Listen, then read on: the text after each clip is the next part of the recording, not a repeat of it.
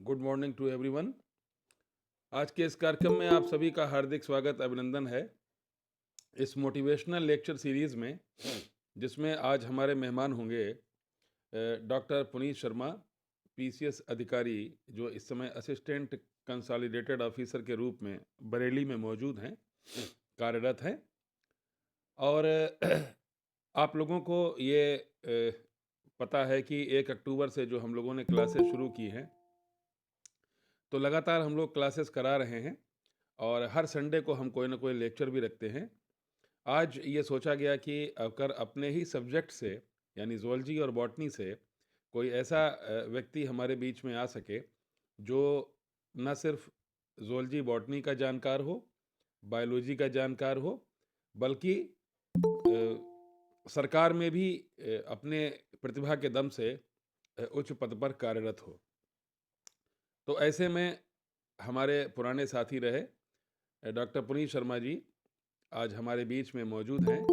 मैं उनका हार्दिक स्वागत अभिनंदन करता हूं और उनके फॉर्मल वेलकम के लिए, उनके शानदार स्वागत के लिए मैं बीएससी सेकेंड ईयर की दिव्यांशी वाजपेयी को आमंत्रित करता हूं कि वे आएं और डॉक्टर पुनीत शर्मा जी का स्वागत अभिनंदन करें।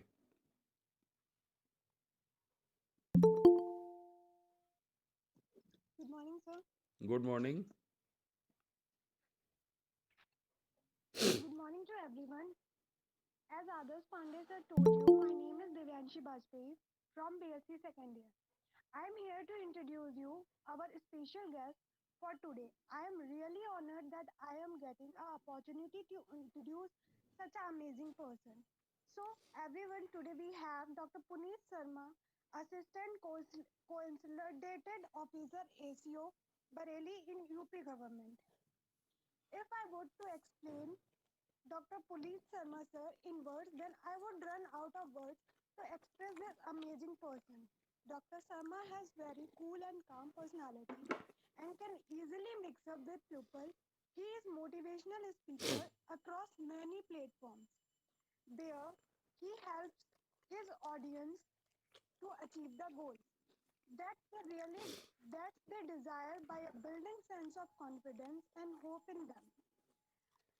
And that's not all. If we talk about his qualification, then he has masters in zoology and PhD in zoology from Bareilly College, Bareilly.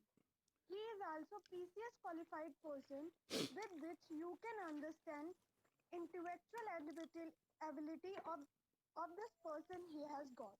He also runs a YouTube channel where he provides informative videos on different topics as attracted thousands of subscribers. He has got 8 years of teaching experience as zoology teacher too. And sir, we are very lucky to have you with us. Today we are eager to know that what you have got for today to share with us. As every word with you will be an investment for us.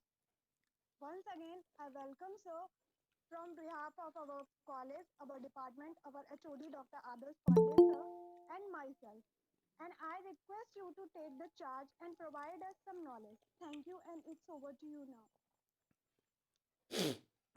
Thank you Devanshi. और अब मैं doctor Puneet Sharma जी को बहुत आदर सम्मान के साथ आमंत्रित करता हूं कि सर, मैं जानता हूं कि आपका समय बहुत कीमती है और आप सुबह ही लखनऊ से वापस आए हैं, और मैं ये भी जानता हूं कि आपकी स्पीच इन बच्चों के लिए कितना कारगर साबित होगी। निश्चित रूप से आप इन बच्चों का मार्गदर्शन करेंगे और 30 मिनट आप अपने बहुमूल्य समय में से ज़रूर हमारे लिए निकालें। आपने जो निकाले हैं उसके लिए बहुत बहुत धन्यवाद। और जो इन बच्चों को आप बताएंगे वो मैं जानता हूं, और या मेरा ईश्वर जानता है कि इन बच्चों को कितना उससे फ़ायदा होगा। और बच्चों से भी मैं कहता हूं कि आप इनके लेक्चर को ध्यान से सुने, इनकी बातों को ध्यान से सुने, और अगर आपके पास कोई क्वेरी हो, कोई सवाल हो, तो आप ज़रूर पूछें। Over to you doctor Puneet Sharma sir, please. Thank you, most welcome once again. आपका माइक ऑफ है सर, अपना माइक ऑन कर लीजिए। morning, Dr. Adarsh Pandey ji, and good morning to you all. And thanks to Devanshi.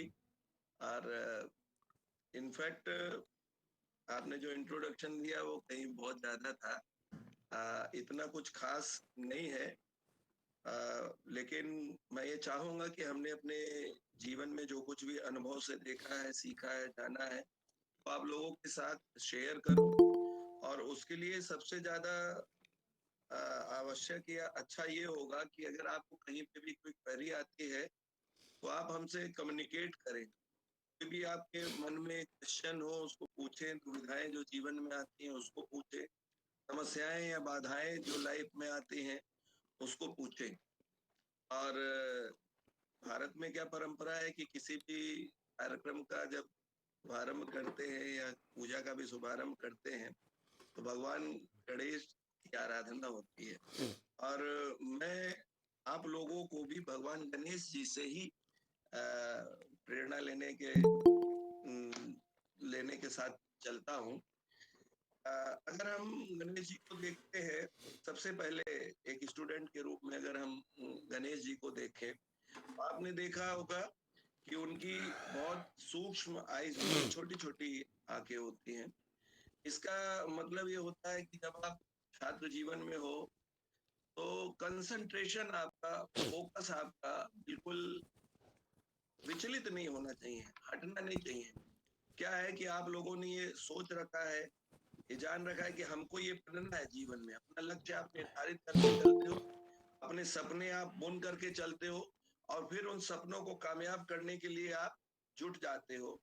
तो गणेश जी की जो छोटी eyes हैं वो ये बताते हैं कि आपका कंसंट्रेशन हटना नहीं चाहिए, आप फोकस रहे। कोई भी बाधाएं आती हैं, विपदाएं आती हैं, वो समय के साथ निकल जाएंगी। और जब आप अपना कंसंट्रेशन नहीं हटने देंगे तो आप निश्चित जो भी लक्ष्य आपने निर्धारित किए हैं, जहां आप पहुंचना चाहते हो वहां आप पहुंचेंगे जरूर। अपने फोकस से नहीं हटे, टारगेट को बार बार चेंज नहीं करें, लगे रहे। हो सकता है कई बार आप हतोत्साहित होंगे, कई बार आप टूटेंगे, आपको हल्कापन लगेगा या आपको लगेगा कि आप कहीं पीछे छूट रहे हो, लेकिन ऐसा होता नहीं। और इसके लिए एक चीज और बताऊं कि आपने सुना होगा, slow and steady wins.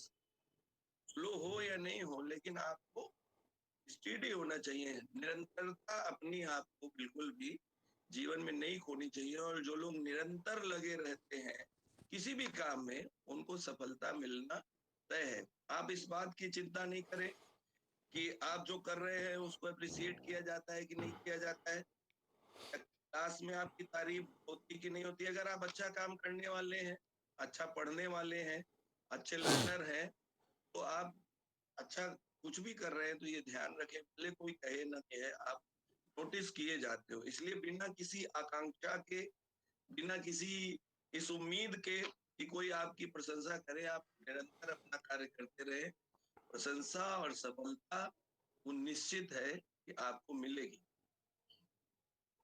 Ganesh ji पे अगर हम आगे आए तो आपने देखा होगा उनका ट्रंक जो कि बहुत लंबा होता है। इसका मतलब ये होता है कि हम लोगों को अपना जो नॉलेज है या इंफॉर्मेशन है उस तंत्र को बड़ा बहुत आगे बढ़ते रहना होगा। यानी अपनी नॉलेज को गेन करने के लिए जितना प्रयास हो हमें करते रहना चाहिए। जितना ज्यादा हमारे पास इंफॉर्मेशन होती है उतना ही ज्यादा हमारे पास ताकत होती है। जानते हैं जब हम एमएससी में पढ़ा करते थे, आप लोग भी साइंस के स्टूडेंट हैं, तो एनिमल बिहेवियर पढ़ाया जाता था। और एनिमल बिहेवियर में ये बताया जाता था कि जो एनिमल्स होते हैं वहां तो इस चीज को वरीयता दी जाती है कि कौन ज्यादा पावरफुल है, ताकत किसमें ज्यादा है, कौन ज्यादा एक्सपीरियंस्ड है।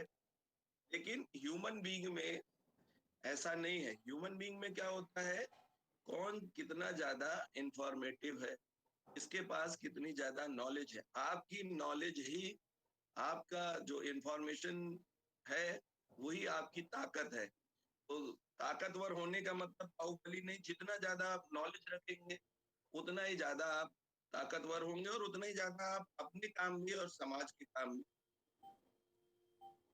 आ सकेंगे। इसलिए नॉलेज आप जहां से भी गेन कर सकें, ऐसा नहीं है कि नॉलेज केवल विद्यालय में मिलती है। नॉलेज आप अपने बुजुर्गों के साथ बैठते हैं, उनसे भी मिलती है। नॉलेज आप गाँव देहात में जाते हैं, उनसे भी मिलती है। और हर जगह आपको नॉलेज लेनी चाहिए, क्योंकि भारत में अगर हम रहते हैं और अगर गाँव के बारे में, वहाँ के जीवन के बारे में, उन लोगों की पीड़ा के बारे में हमें ज्ञान नहीं है, तो हमारा जो भी पढ़ना है वो अधूरा रह जाएगा। और बुजुर्गों के लिए तो कहा गया है, आज की नई पीढ़ी में मैं देखता हूँ, सामान्यतः वो ये समझते हैं कि बड़े लोग थोड़ा आउटडेटेड हो गए हैं। ऐसा नहीं है। एक हमारे टीचर सुनाते थे कि कुछ देर बुजुर्गों की सोहबत में रहा कीजिए, अखलाक की दौलत बाजार में नहीं मिलती। हमें बुजुर्गों के साथ रहने से न केवल उनके अनुभवों से सीखने को मिलता है, बल्कि वो कैसे बात करते हैं, क्या उनकी अप्रोच है जीवन के प्रति, ये सब भी सीखने को मिलता है। तो इसलिए जितना ज्यादा नॉलेज होगी उतना ही आप पावरफुल होंगे, उतना ही आप मजबूत होंगे। आपने गणेश जी के कान देखे होंगे, उनके कान बहुत बड़े हैं। तो इसको इस तरह से हम समझ सकते हैं कि हमें अच्छा लिसनर होना चाहिए, हम अच्छे श्रोता होने चाहिए। सामने जो भी बात हमको बताई जा रही है, उसको हमें सुनने का धैर्य होना चाहिए। जब आपसे कोई बात पूछी जाती है या कोई बात बताई जाती है, तो बीच में अगर क्वेरी है, जैसे इस लेक्चर में तो क्वेरी आप कर सकते हैं, लेकिन पहले सुनिए कि सामने वाला आपको क्या कहना चाहता है। तो सफल छात्र हो, सफल इंसान हो, उनको एक अच्छा लिसनर होना बहुत जरूरी है। तो हम आ गए कि आपका फोकस यानी कंसंट्रेशन सही होना चाहिए। इंफॉर्मेशन जितना ज्यादा कलेक्ट कर सके उतना ज्यादा करिए, और अच्छा आपको लिसनर होना चाहिए। और एक आपने देखा होगा, गणेश जी का पेट काफी बड़ा है। इसको हम इस तरह से लें कि जो अपनी परेशानियां हैं, जो अपनी व्यथाएं हैं, अपने दुख हैं, उनको यथासंभव अपने तक ही सीमित रखना चाहिए। ये बात जरूर है कि लाइफ में एक दो दोस्त ऐसे होते हैं या परिवार में एक दो व्यक्ति ऐसे होते हैं जिनसे आप अपनी कोई भी चीज शेयर कर सकते हैं। लेकिन सामान्यतः आप अपनी पीड़ा अगर बाहर कहेंगे, अपने दुखों को ही अगर लोगों को बताते रहेंगे, तो आप विश्वास करिए, लोगों को आपके दुखों में बहुत ज्यादा इंटरेस्ट नहीं होता। फिर उन्हें ये लगेगा कि ये व्यक्ति या ये छात्र हमेशा अपनी पीड़ा ही बताता है और कोई सार्थक चीजें नहीं लेके आता है। रहीम जी ने भी कहा था, रहीमन निज मन की व्यथा मन ही राखे कोय, सुनिट लई है लोग सब बाट न लोहे कोय। तो अपने मन की व्यथा यथासंभव अपने पास तक रखें, या अपने एकदम जिनको आप बहुत करीबी मानते हैं उनसे शेयर करें। और सामान्यतः अपनी पीड़ा का जो वर्णन है वो बाहर नहीं करना चाहिए, उससे बचना चाहिए, ऐसा मुझको भी लगता है। क्योंकि अगर आप ही स्वयं को कमजोर बताओगे तो दूसरा आपको बहुत ज्यादा महत्व या बहुत ज्यादा नहीं मानेगा। आपने देखा होगा, जब भी गणेश जी होते हैं तो वहां पर आपको चूहा दिखता है। इससे हमें क्या समझना चाहिए कि छोटा छोटा जानवर है, help those who are needy, मदद उनकी करें जिनको जरूरत हो। आप छात्र जीवन में है, आपका उद्देश्य है पढ़ाई करना, पढ़ाई करके आगे बढ़ना। जो सपने आपने बुने हैं, आपके माता पिता ने आपके लिए देखे हैं, उनको साकार करना, उससे बिल्कुल भी विचलित नहीं होना। लेकिन साथ ही साथ हम सामाजिक प्राणी हैं, तो हमारा ये कर्तव्य भी बन जाता है कि अगर कोई जरूरतमंद है और हम उसकी मदद कर सकते हैं, तो हमें उसकी मदद करनी चाहिए। कोई भी जरूरतमंद यदि आपको मिलता है, उसकी मदद से मत चूकिए। अपने व्यक्तित्व में मैंने देखा है कि बहुत लोगों के पास बहुत कुछ होता है, वो बहुत ऊंचाई पर भी पहुंचते हैं, बहुत ज्ञान भी होता है, लेकिन वो उस ज्ञान को शेयर नहीं करना चाहते। या अपनी जो ऊंचाई है बड़ी इजीली वो किसी की हेल्प कर सकते हैं, लेकिन वो बचते हैं।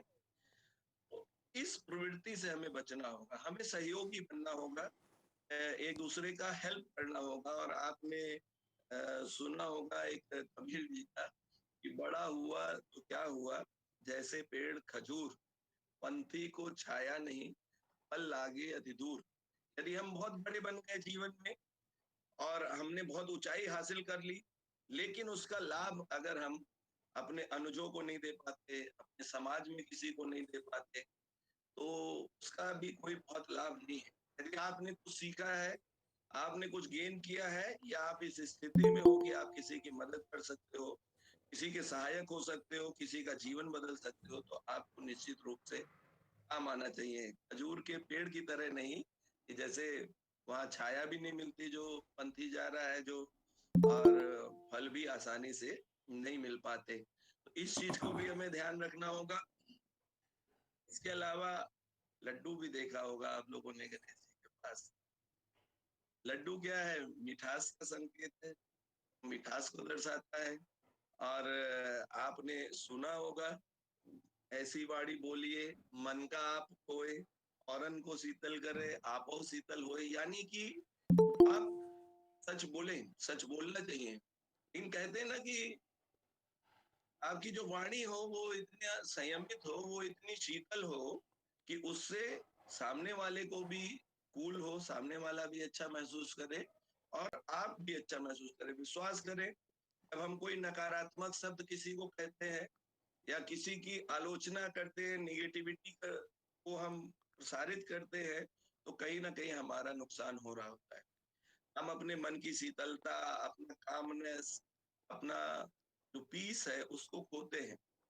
इसलिए वाणी मधुर होनी चाहिए, हमको मीठा बोलना चाहिए। और एक बात, एक हमारे अभी बहुत यंग आईएएस अफसर हैं जो अभी सीडीओ बन के गए हैं, ईशान प्रताप जी, अगर आप लोगों को अवसर मिले तो उनका इंटरव्यू आप सुनिएगा। हमने इसलिए लिया था कि जो नए बच्चे हैं, आप लोग हो, वो ऐसे लोगों से प्रेरणा ले सकते हैं। उन्होंने 22 साल की एज में आईपीएस क्वालिफाई किया और 24 साल की एज में, मतलब 2 बार आईपीएस क्वालिफाई करने के बाद तीसरी साल आईएएस बने। और आईएएस बनना उपलब्धि है, लेकिन उससे बड़ी उपलब्धि उनका आचरण। इतनी कम एज में हमने उनको देखा कि कभी वो अपना आपा नहीं खोते थे। बहुत ही अपने जो जजमेंट करते थे उसमें बड़ा फर्म थे। सारे स्टाफ को मोटिवेट करने में सफल थे, उनको प्रमोट करते थे।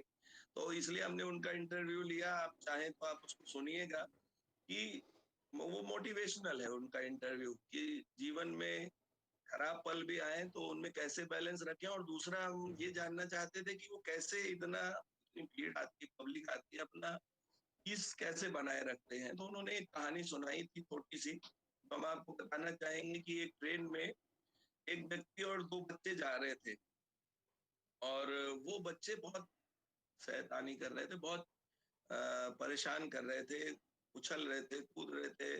और पूरा जो कंपार्टमेंट है उसमें उन्होंने एक तरह से हंगामा सा कर रखा था। लोग आसपास के परेशान हो रहे थे और वो लोग जो है वो अ, के पिता की ओर देख रहे थे, लेकिन पिता जो है अपने बच्चों को चुप नहीं करा रहा था। और लोगों को बड़ा गुस्सा भी आया कि ये कैसा पिता है, हम लोग इतना परेशान हो रहे हैं और अपने बच्चों को कुछ नहीं कह रहे। बाद में लोगों ने टीटी से कहा, टीटी आए, टीटी ने आके उससे उससे व्यक्ति से कहा कि ये आपके बच्चे इतना शैतानी कर रहे हैं, आप करो, इनको रोको। तो उस व्यक्ति ने कहा कि कल ही मेरी पत्नी का निधन हुआ है और मेरी मानसिक स्थिति इस लायक नहीं है, और कि मैं इन बच्चों को रोक पाऊं। समय में कुछ भी सोचने में, समझने में, कर पाने में असमर्थ हूँ, और मैं नहीं रोक पाऊंगा। उन्होंने ये बताया, जो आईएएस अधिकारी थे, उन्होंने बताया कि जब मैंने इस चीज को पढ़ा तो मैंने इसको अपने जीवन में उतार लिया। जीवन में उतारने का मतलब ये है कि अगर कोई व्यक्ति आता है सामने से, परेशान आता है या बड़ा रैश में आता है, गुस्से में आता है, तो उसे थोड़ा टाइम दो, उसको थोड़ा समय दो। कहीं ऐसा तो नहीं कि उसकी कोई पीड़ा उसके मन पे भारी है और उस व्यथा की वजह से वो वैसा आचरण कर रहा है। और यही वो किसानों के साथ, वकीलों के साथ और पब्लिक के साथ करते थे कि जब कोई आता था तो उसको कूल होने का मौका, 2 मिनट उसकी बात सुनने का मौका देते थे और उसकी पीड़ा जानने की कोशिश करते थे, और उसके बाद वो आचरण करते थे। और 27 साल की एज में हमने देखा कि इतने लोकप्रिय, इतने अच्छे, ईमानदार अधिकारी। तो ऐसी छोटी छोटी कहानियों से प्रेरणा लेनी चाहिए। ऐसा नहीं कि सामने वाले ने कुछ थोड़ा सा एग्रेशन दिखाया और आप तुरंत अपना आपा खो दें। नहीं, उसकी पीड़ा जानने की कोशिश करिए और अगर वाकई वो पीड़ित है तो उसकी मदद करिए। अन्यथा तो सारी चीजें व्यवहार आपके पास है, लेकिन हाँ थोड़ा समय जरूर दीजिए सामने वाले को समझने के लिए।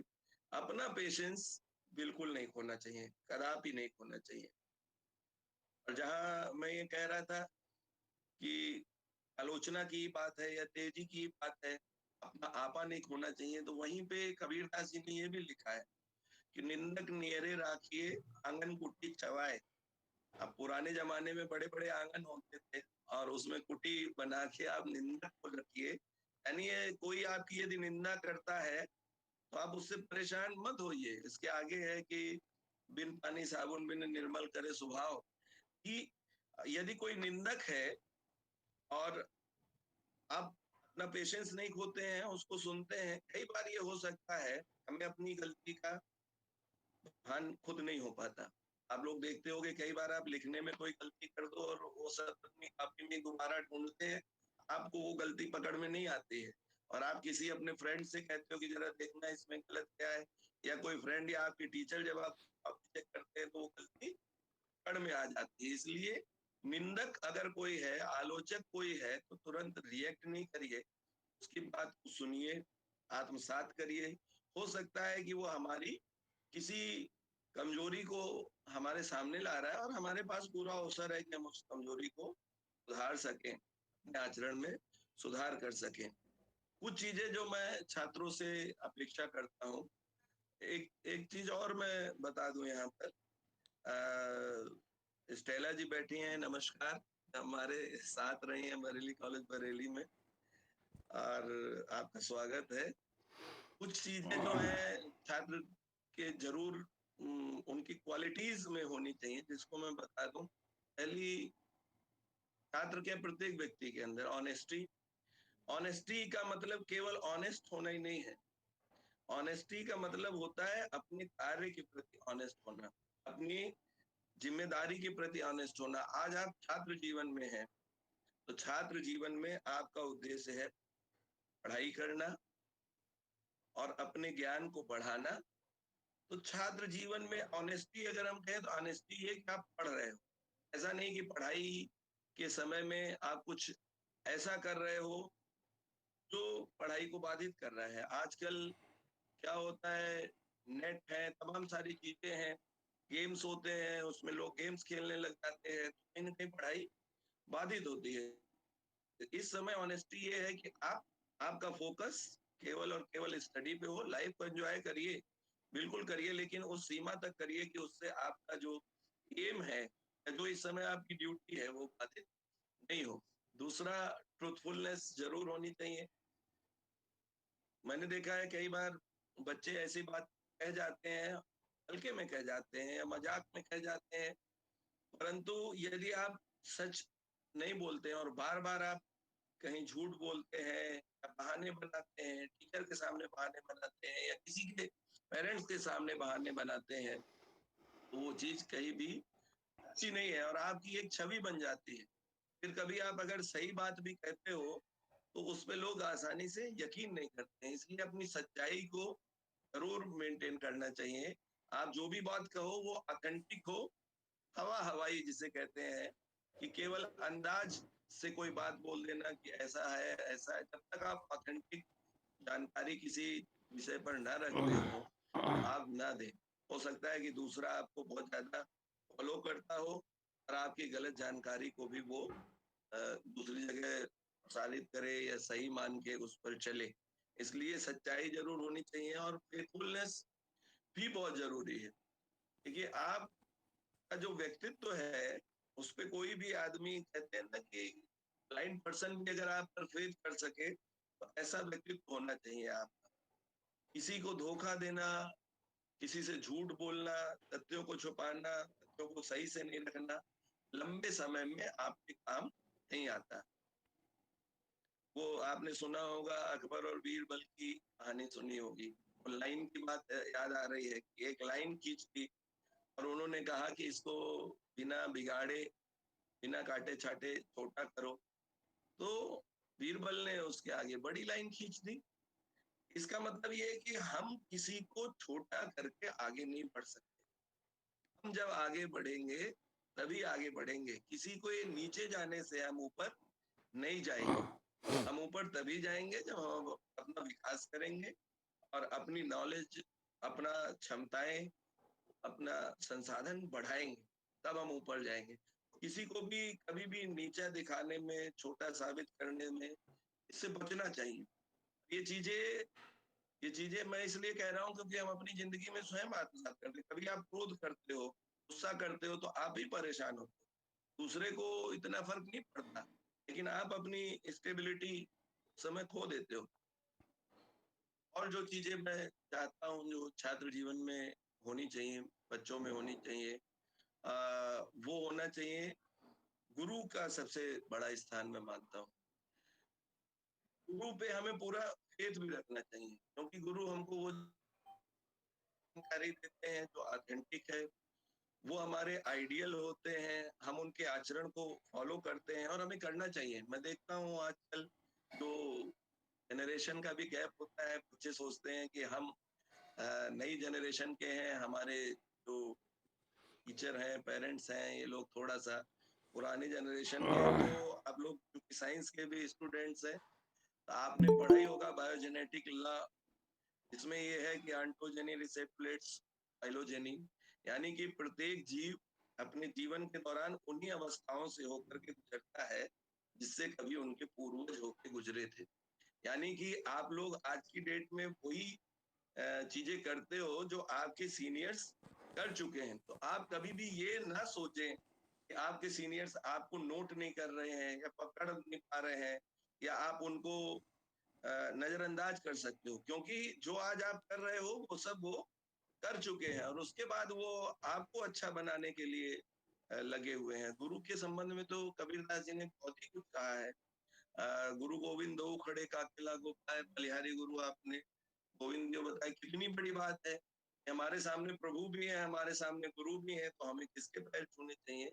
गुरु, जिन्होंने हमको ज्ञान कराया, जिन्होंने हमें ये बताया कि ये परमात्मा है, इसलिए गुरु का स्थान सर्वोच्च होता है। और एक बात और उन्होंने कही है कि ये तन जो है वो विष की बेलनी और गुरु अमृत की खान। एक सच्चा गुरु जो है वो वाकई अमृत की खान होता है। और उसमें भी ये कहा है, शीश पियो जो गुरु मिले तो भी सस्ता। जान चूंकि मैं टीचर रहा हूँ और मैंने जो महसूस किया कि एक शिक्षक, एक टीचर हमेशा अपने बच्चों का भला चाहता है, उनकी सफलता, उनको बढ़ते हुए देखना चाहता है। टीचर और छात्र का जो रिश्ता होता है बहुत ही पवित्र रिश्ता होता है। इस रिश्ते में विश्वास होना बहुत जरूरी है। और गुरु का सम्मान जब आप करोगे और गुरु पे विश्वास जब आप करोगे, तभी आप आगे बढ़ पाओगे। आगे बढ़ पाने का मतलब जब आप करोगे, फॉलो करोगे, तब आप उनको पूरी तरह से सीखोगे और उनकी बताई गई बातें जो है वो आपको आसानी से याद भी होंगी, समझ में भी आएंगी और तभी तरक्की के रास्ते खोलेंगे। तीसरा जो छात्रों में होना चाहिए, जो हम महसूस करते हैं, हम सब में भी होना चाहिए, वो राष्ट्रभक्ति, पेट्रियाटिक हमारी अप्रोच होनी चाहिए। क्योंकि जिस राष्ट्र में हमने जन्म लिया, थोड़ी मोड़ी गलती तो हम सब करते हैं, सब से होती है, लेकिन राष्ट्र के प्रति हमें जो है वो बहुत जवाबदेह होना चाहिए। हमें हमारी जिम्मेदारी इतनी हो, किसी को भी व्यक्ति माफ कर सकता है। कई बार होता है कि किसी ने हमला कर दिया, किसी ने मार दिया। आपने सुना होगा राजीव गांधी के हत्यारों को सोनिया गांधी वगैरह ने माफ कर दिया, लेकिन जो गद्दार होते हैं उनको कोई माफ नहीं कर पाता है। और कहा भी गया है कि जो भरा नहीं सद्भावों से, बहती जिसमें रसधार नहीं, वो हृदय नहीं, पत्थर है जिसमें स्वदेश का प्यार नहीं। आप ऐसा क्या कर रहे हैं या ऐसा क्या कर सकते हैं जिससे आपके राष्ट्र का भला हो, आप देश की उन्नति में सहयोग, ये जरूर टारगेट बना के चलिएगा। एक बहुत कामयाब इंसान तो आपको बनना ही है, लेकिन आप राष्ट्र के काम आ सकें, आप समाज के काम आ सकें, आप अपनों के काम आ सकें, ये जरूर बनना होगा। आपको मतलब सहयोगी बनना होगा, दूसरों को कहीं ना कहीं लाभ देना होगा और अपने जो ज्ञान जो आपने अर्जित करा है उससे कैसे किसी वंचित को आप हेल्प कर सको, कैसे अपने समाज को आप लाभ पहुंचा सको, ये आपकी अप्रोच होनी चाहिए। इसके अलावा तमाम बातें जो हम देखते हैं, शर्मा जी, मैं अगर आप जी जी जी, किसी के बहुत, क्वेश्चन हो तो मुझे लगता है ज्यादा। हाँ, मैं ये चाह रहा था कि अगर किसी को कुछ पूछना हो, एक सवाल तो मेरा है जो आप ज़रूर बताएं कि ये अक्सर कह दिया जाता है, और जो आप हमने और आपने भी कभी महसूस किया था कि बायोलॉजी के बच्चे जो हैं वो सिविल सर्विसेज की तरफ नहीं जा पाते, या उनको शायद मैथमेटिक्स या आर्ट्स या हिंदी या सोशियोलॉजी या इकोनॉमिक्स वगैरह पढ़ना चाहिए, हिस्ट्री। तो उस बारे में थोड़ा सा इनका मार्गदर्शन कर दें। बहुत बहुत बहुत अच्छा क्वेश्चन है, और मैं बताऊं कि जीवन में हम इससे ज्यादा सफल हो सकते थे, और लेकिन नहीं हुए। और उसका बिल्कुल इस प्रश्न में छुपा हुआ है, और उसका कारण, क्योंकि हम पढ़ा रहे थे उस समय और तभी सिविल सर्विसेज क्वालिफाई किया था। पर होता क्या है कि जो जूलॉजी और बॉटनी सब्जेक्ट है वो उतना पेइंग सब्जेक्ट नहीं है, और ज्यादातर क्या होता है सिविल सर्विसेज में फैक्ट्स से ज्यादा ये देखा जाता है कि जो भी स्टूडेंट है उसका खुद का लेखन कैसा है, उसकी खुद की मौलिकता कैसी है, यानी उसके अपने विचार कैसे हैं। और साइंस के जो सब्जेक्ट हैं, मैं बिल्कुल आलोचना नहीं करता, लेकिन उसमें मौलिकता डालने का अवसर नहीं मिलता। मैं अभी ईशान सर के इंटरव्यू का बात कर रहा था, मैंने उनसे ही पूछा था कि आप तो आईआईटी दिल्ली से आईआईटीएन थे और टॉप स्टूडेंट्स में थे, बाहर भी उन्हें भेजा गया, फिर आप सिविल सर्विसेज की ओर क्यों आकर्षित हुए? तो पहला तो ये है कि इसमें चैलेंजेस बहुत, आपको कुछ करने का मौका मिलता है, सेवा करने का मौका मिलता है, लेकिन देखिए वो आईआईटीएन थे, आईआईटीएन होने के बावजूद उन्होंने अपना सब्जेक्ट समाज शास्त्र यानी सोशियोलॉजी चुना था। क्यों? क्योंकि वहां पर मौलिकता है, आप अपने थॉट्स लिख सकते हैं। तो मेरा मानना ये है कि जब आप सिविल सर्विसेज में सबसे महत्वपूर्ण ये है कि प्रीलिम्स आप कैसे भी कर लें, लेकिन मेंस के लिए आपका सब्जेक्ट ऐसा होना चाहिए जिसमें आपके मौलिक थॉट और आप कर सको। सब्जेक्ट का चयन ये बहुत ही महत्वपूर्ण पार्ट है किसी भी सिविल सर्विस की तैयारी के लिए। और मैं अपने अनुभव से तो यही बता सकता हूँ, सब्जेक्ट का चयन ऐसा होना चाहिए जिसमें आप अपने आप को व्यक्त कर सको, जिसमें आपकी ओरिजिनलिटी आ सके।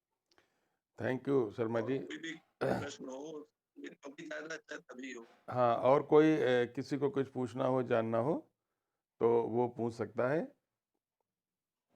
किसी का कोई सवाल हो। तुम कुछ पूछना चाह रही थी देवांशी, शायद। Yes, sir. हम्म। सर मैं ये पूछना चाह रही थी, आपने जब पीसीएस क्वालिफाई किया था तो सर आपने क्या मतलब पहले से ही डिसाइड कर रखा था कि आपने करना है, या जैसे बाद में किया? बहुत अच्छा क्वेश्चन है, बहुत अच्छा प्रश्न है। वास्तव में क्या था कि सोचा तो हमने, जब हम बीएससी कर रहे थे तभी ये सोचा था कि सिविल की ओर जाना है, तो ये सोचा था। लेकिन हम एमएससी करने आए, इसलिए आए कि हमारा एक सब्जेक्ट पे बहुत अच्छा कमांड हो जाए और उसके बाद हम सिविल की ओर बढ़े। लेकिन यही वो बात जो भी डॉक्टर पांडे जी ने पूछी थी कि हम अपने सब्जेक्ट का चयन करने में कहीं ना कहीं गलती कर गए। आप एक सब्जेक्ट मान के चलें और उस सब्जेक्ट को आप आधार बना के अभी से चलें, उसकी तैयारी करें। बेहतर हो कि वो मानविकी से संबंधित हो, सब्जेक्ट जहां आप अपने आप को एक्सप्रेस कर सके, जहां आपका चिंतन दिखाई दे। और हम ये बताएं कि हम कहीं ना कहीं अपने पाथ से भटक गए। जब हमने एमएससी कर लिया तो हम रिसर्च में आ गए, जबकि हमने ये सोचा नहीं था कि हम रिसर्च में जाएंगे। एमएससी करने के बाद ही यदि हम उतना फोकस हो जाते कि केवल और केवल सिविल करना है, पर कुछ पारिवारिक स्थितियां भी होती हैं जिनको हम लोग बहुत उस समय तवज्जो देते थे, हम चाहते थे कि खुद ही अपना सारा खर्च करें, खुद ही करें, इसलिए हम पढ़ाते रहे और तैयारी करते रहे। लेकिन जो हमने अभी कंसंट्रेशन की बात की थी कि आप अगर एक साल अपना अच्छा सा फोकस होकर के अलग सब चीजों से कर देंगे और आप अभी से एक सब्जेक्ट को बेस बना लेंगे, तो सफलता आपको जरूर मिलेगी। विचलन नहीं होना चाहिए। हमारा कहीं ना कहीं विचलन हुआ तो हम रिसर्च में आए और हमने टीचिंग शुरू कर दी। तो विचलन अगर आप रोक लेते हो, 1-2 साल आपके टफ गुजर सकते हैं। ऐसा हो सकता है कि आप दूसरे लोग जल्दी कुछ अर्न करने लगे, उसको देखिए मत, बहुत उससे प्रभावित मत होइए। आप अपने लक्ष्य में लगे लगे रहेंगे तो जरूर सफल होंगे। हम लोग तो पढ़ाते समय ये परीक्षाएं थी और इधर आ गए। और भी कोई क्वेश्चन होगा तो बहुत अच्छा लगेगा। आप हाँ लोग बिल्कुल फ्री फील करिए। शर्मा जी, एमएससी करने के बाद सर मैं ये पूछ रहा था, हाँ देवांशी तुम पूछो। Sorry sir. नहीं नहीं कोई बात नहीं, पूछो पूछो। सर मैं ये कह रही थी कि सर अकॉर्डिंग टू यू, आपके अकॉर्डिंग सर बेस्ट सब्जेक्ट कौन सा होगा? ये आपके बहुत रुझान पर निर्भर करता है, लेकिन जैसे सोशियोलॉजी है, बहुत अच्छा है। साइकोलॉजी है, बहुत अच्छा है। पब्लिक एड है, अच्छा है। तो इनमें आप लोग ज्यादा आपकी मौलिकता आएगी। इनको आप अगर पढ़ते हैं, क्योंकि साइंस के स्टूडेंट इनसे बचते हैं, जब आप इन्हें पढ़ेंगे ना और इनको आप एक्सप्रेस करेंगे वो ज्यादा बेहतर होगा, तो मुझे लगता है। देवांशी अपना माइक म्यूट कर सर लो। आप अपने इंटरव्यू के बारे में बताइए, जब आपने क्वालिफाई किया था तो आपका इंटरव्यू कैसा रहा? हाँ देवांशी तुम mic mute, Devanshi mic mute कर लो अपना। के बारे में मैं अपने बारे में भी बता दूं और जो हमने ईशान जी से पूछा था उसको भी बता दूं कि अपने समय में तो चूंकि इंटरव्यू एक आपका जनरल बातचीत, आप कितना कूल रहते हैं, कितना काम रहते हैं और पैनिक नहीं करते हैं, केवल इसको ऑब्जर्व करने के लिए किया जाता है। क्योंकि नॉलेज तो जब आप प्रीलिम्स क्वालिफाई करते हो, मेंस क्वालिफाई करते हो, इसका मतलब नॉलेज तो आपको है, लेकिन आपका टेम्परामेंट कैसा है ये जानने के लिए। आप पैनिक तो नहीं करते हो। और यही ईशान जी ने बताया कि 2 साल जब वो आईपीएस में चुने गए, वो इंटरव्यू पे बहुत फोकस करते थे, बहुत तैयारी रखते थे और उन 2 सालों में उनको कम मार्क्स मिले। तीसरी साल उन्होंने अपने आप को ईज किया, सरल किया और वो बड़ा इजीली गए और उन्होंने ये देखा कि कई क्वेश्चंस का जवाब भी नहीं दिया, लेकिन सरलता थी, उन्हें इंटरव्यू में ज्यादा मार्क्स मिले। इंटरव्यू भी एक तरह से आपके मौलिक व्यक्तित्व को देखा जाता है कि आप कहीं टेम्परामेंट तो नहीं खोते। इंटरव्यू तो सामान्यतः यही है।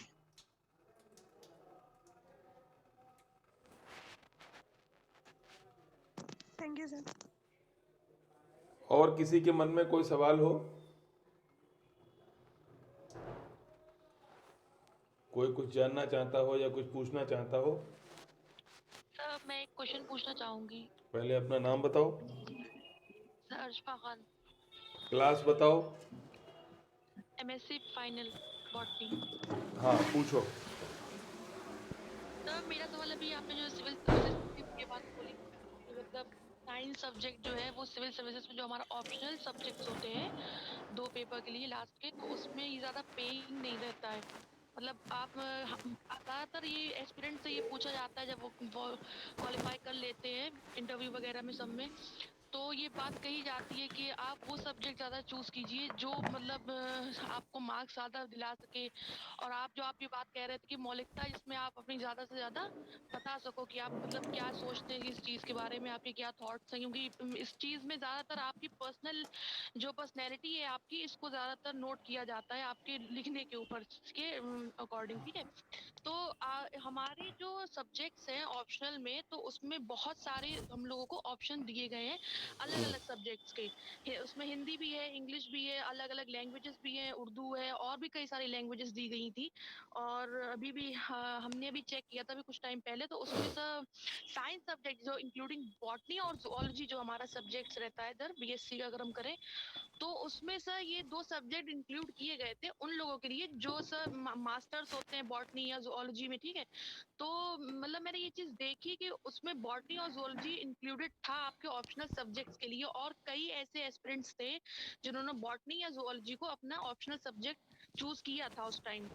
तो मतलब उस टाइम मैंने एक बार, और मेरी एक बार काउंसलर था उससे मेरी बात हुई थी, तो उन्होंने मुझसे तुम्हारा ये सवाल बोला क्या है कि अर्चमा, तुम्हारा सवाल क्या है? सवाल पूछो। सर मेरा सवाल ये इस चीज पर है कि मतलब जो ये जो आप सब्जेक्ट बोल रहे थे कि पेइंग सब्जेक्ट नहीं है, फिर मतलब इस चीज को कुछ रखा गया है, इसीलिए मतलब ये शायद ही हमारा जो सब्जेक्ट है जिससे हमने किया है उससे रिलेटेड ही तो है, तभी तो ये रखा गया है यहाँ पे हमारे लिए बॉटनी जूलॉजी ऑप्शनल में।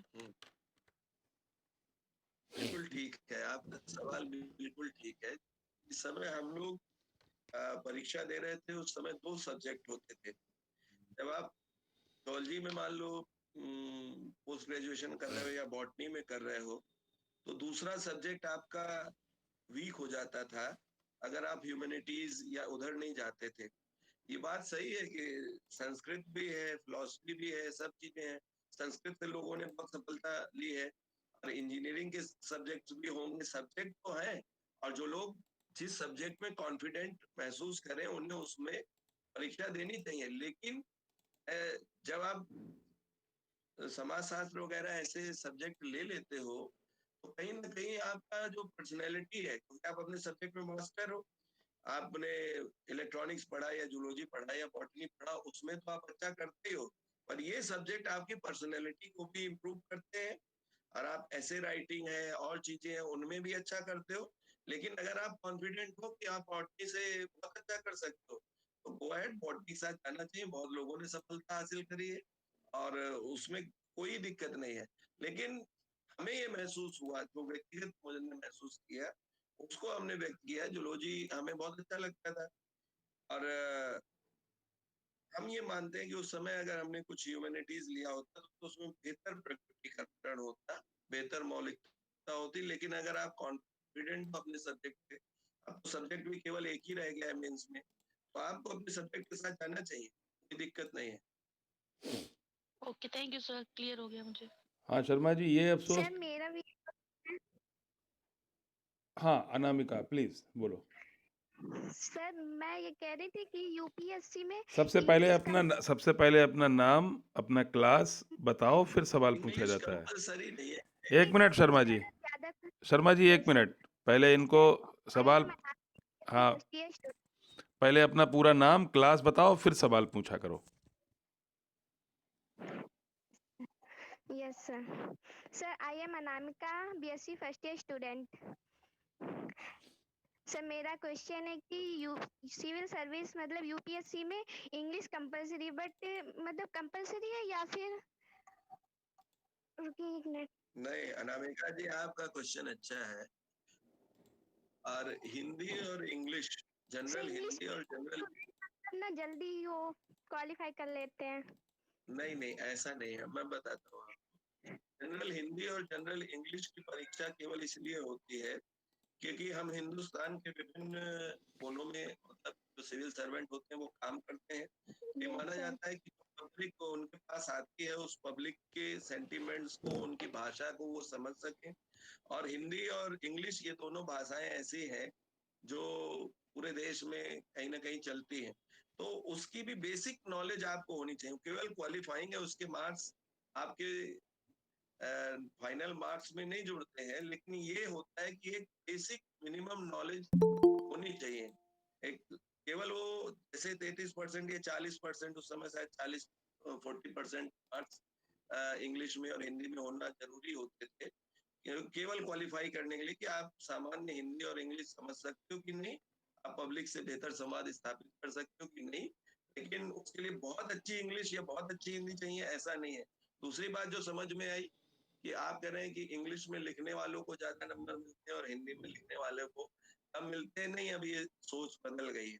आप देखो कि जो एस्पिरेंट है बिहार और उत्तर प्रदेश से आईएएस में सबसे ज्यादा क्वालिफाई करते हैं, बिहार से तो बहुत ही ज्यादा, और वो ज्यादातर मानविकी के सब्जेक्ट लेते हैं, ज्यादातर हिंदी में लिखते हैं और बहुत अच्छा लिखते हैं और उनको मार्क्स भी उतने ही अच्छे मिलते हैं। तो वहाँ लैंग्वेज मुझे नहीं लगता इतनी महत्व। हाँ, सर और किसी को कोई सवाल पूछना है? Thank you sir. वेलकम। और कोई जो सवाल पूछने का इच्छुक हो,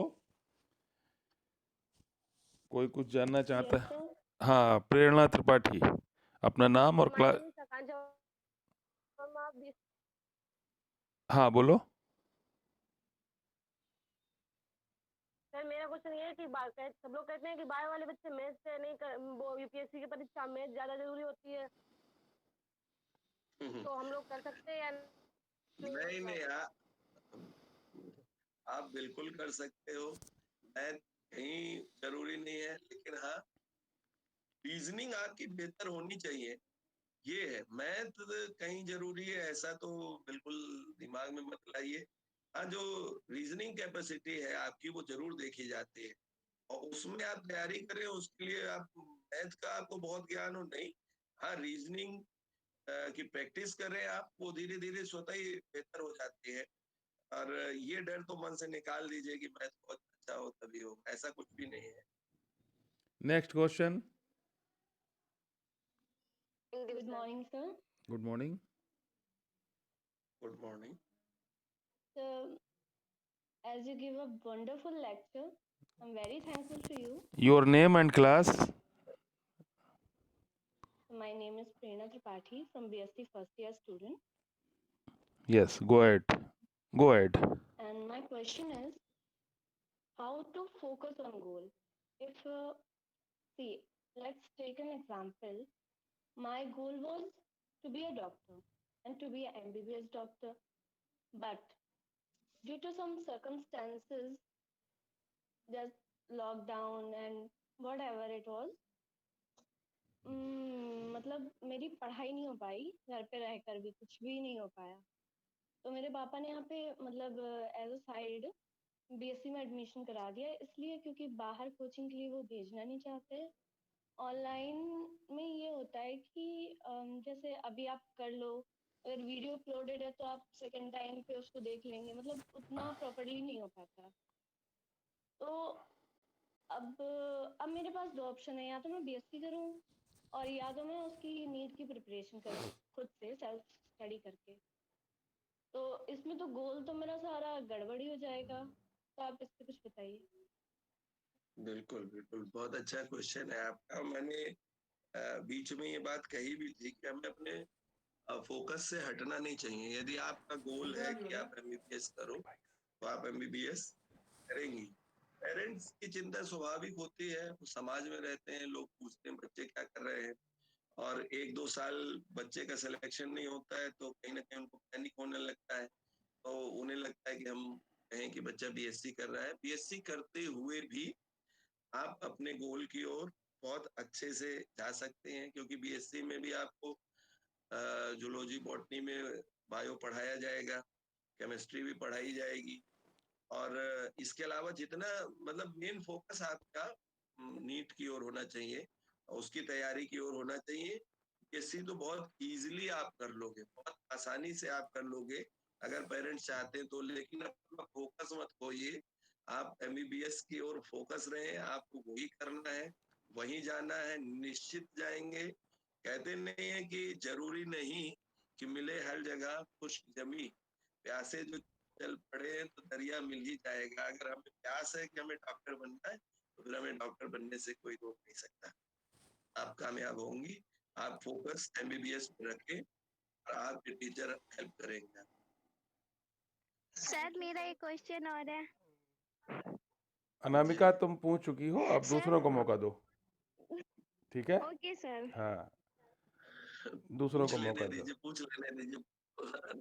चलो पूछो अनामिका, पूछो तुम। सर सिविल सर्विस मतलब विज्ञान यूपीएससी में सेल्फ स्टडी से भी तो क्लियर कर सकते हैं ना? बिल्कुल कर सकते हैं, बिल्कुल कर सकते हैं, लेकिन जो हमने महसूस किया है वो ये है कि कहीं पे भी एक अच्छा कंपटीशन, पॉजिटिव 5 मिनट रुको। कंपटीशन जो है वो आपको बेहतर करने की प्रेरणा देता है। अगर आप लोग सेल्फ स्टडी कर रहे हो और आपका कोई ग्रुप है 5-6-7 लोगों का, तो स्टडी कर रहे हैं और आपने घर में स्टडी करी, उसके बाद आप बाहर निकले और आपस में एक दूसरे से चर्चा करते हो, तो थोड़ा ब्रॉड आपका जो विजन है वो ब्रॉड होता है, और वो प्रैक्टिकल नॉलेज बढ़ाने में भी आपकी मदद करता है, पर्सनैलिटी भी बेहतर करता है। और आज के दौर में ठीक है, नेट है, सब चीजें हैं, लेकिन जो आप संवाद स्थापित करते हो अपने साथियों के साथ वो आपको ज्यादा मदद करता है। आप सेल्फ स्टडी करें, लेकिन अगर आपको ग्रुप मिल जाता है, 4-5-6 लोग हैं जो तैयारी कर रहे हैं, आप लोग आपस में आधा घंटा 1 घंटा जरूर साथ में गुजारें, वो आपकी तैयारी में सबसे ज्यादा महत्वपूर्ण होता है। केवल चीजों को हम रट नहीं सकते हैं, हम जब बोलते हैं ना किसी चीज को, जो ज्ञान हम लेते हैं उसको जब हम डिलीवर करते हैं तो वो हमारी परमानेंट मेमोरी में जाता है। इसलिए अपने ज्ञान को सीमित मत रखिए, अपने दोस्तों को बताइए, फिर वो आपका परमानेंट नॉलेज बन जाएगी।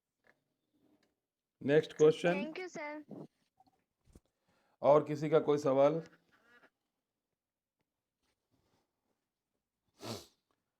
और कोई कुछ जानना या पूछना चाहता है?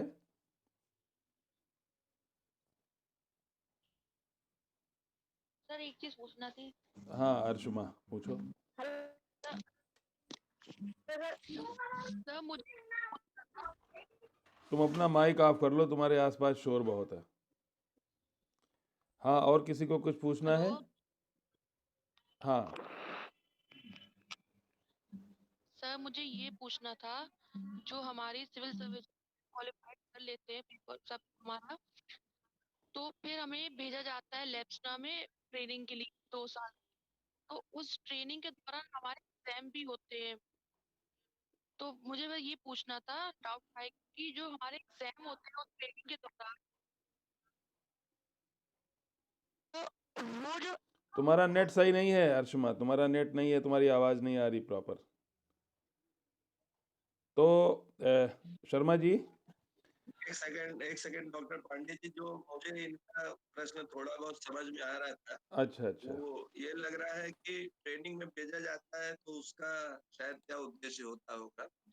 एक आईएएस को इस प्रकार से सरकार ग्रूम करती है कि उसको समाज के विभिन्न वर्गों की कार्यों की, उनकी समस्याओं की जानकारी हो।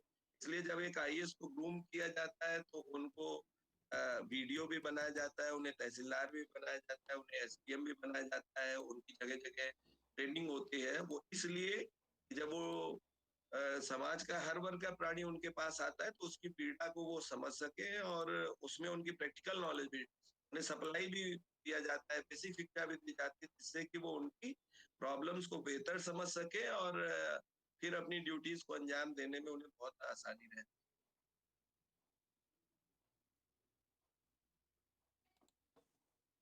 Thank you. और कोई सवाल किसी का? Yes sir. किसका? हाँ अपना नाम बताओ।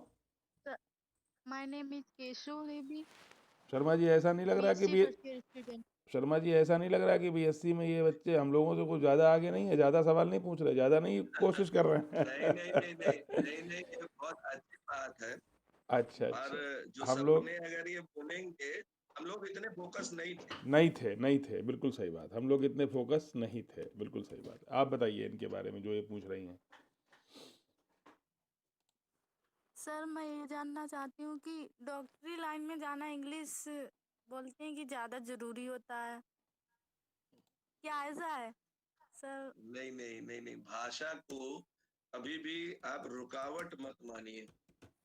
भाषा को कभी भी रुकावट नहीं मानिए, क्योंकि बहुत लोग आप एम्स में होंगे जो साउथ इंडिया से होंगे, बहुत लोग होंगे जो कहीं से होंगे। हम लोग क्या करते, सामने वाले को समझ सकें, ये जरूरी है। और अब तो भारत सरकार ने हर जगह हिंदी को भी लागू किया है, और इंग्लिश को भी आप हावी मत होने दीजिए। जब आप पढ़ाई करेंगी, आगे बढ़ेंगी, तो वो आपको इतना कठिन महसूस नहीं होगा। आप विश्वास करें कि आप बहुत आसानी से डॉक्टर बन सकती हैं। इंग्लिश उसमें कहीं रुकावट नहीं आएगी। मैंने, हमारे बहुत से साथी थे तो हिंदी मीडियम से पढ़े थे और आज वो बहुत अच्छे, कोई कार्डियोलॉजिस्ट है, कोई है, तो भाषा कोई रुकावट नहीं बनेगी। हाँ और कोई सवाल? Thank you sir. और कोई क्वेश्चन किसी का? तो मुझे लग सर मे आई आस्क? हाँ देवांशी, तुम ऐसा है, मैं तुम्हें नंबर दे दूंगा सर का। मैं तुम्हें नंबर दे दूंगा। शर्मा जी ये बीएससी सेकेंड ईयर में है, लेकिन इनकी मैरिज हो चुकी है और ये अच्छा अच्छा। हाँ हरिद्वार में रहती हैं, जहाँ पर अपनी पुरानी स्टूडेंट ऋषु करणवाल रहती हैं। तो ये भी वहीं हरिद्वार में रहती हैं, हमारे यहाँ बीएससी सेकेंड ईयर कर रही हैं। इनको मैं आपका नंबर दे दूंगा, अगर आप इजाज़त दें, मुझे अनुमति दें तो। हाँ हाँ बिल्कुल, हाँ कोई भी व्यक्ति, हाँ कोई भी हमें कभी भी कॉल कर हाँ, तो मैं इनका नंबर दे दूंगा, ये आपसे बात करती रहेंगी। इनकी बड़ी जो है वो ये बड़ी एस्पायरेंट्स हैं तमाम चीज़ों के लिए। तो मैं देवांशी तुमको सर का नंबर दे दूंगा, तुम सर से अपने आराम से बात कर लेना। और मेरे ख्याल से हमने सर का, हालांकि संडे है लेकिन मुझे मालूम है सर का बहुत बिजी शेड्यूल है, और तकरीबन 1 घंटा हम सर का ले चुके हैं कीमती समय से। और मुझे लगता है कि नाउ, हाँ, कौन? हमें ये पूछ हम खान